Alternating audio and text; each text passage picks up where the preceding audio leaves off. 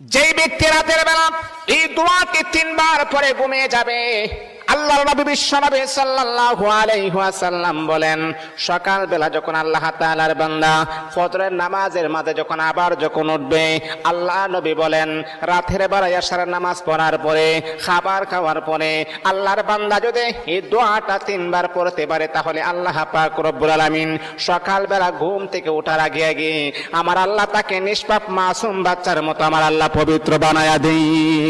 দোয়াটা সবাই আমরা জানি, আমরা সবাই কিন্তু দোয়াটা জানি, কিন্তু আমরা আমলটা করি না। দোয়াটা হলো আস্তাগফিরুল্লাহাল্লাযী লা ইলাহা ইল্লা হুয়াল হাইয়ুল কাইয়্যুম ওয়া আতুবু ইলাইহি লা হাওলা ওয়ালা কুওয়াতা ইল্লা বিল্লাহিল আলিয়্যিল আযীম।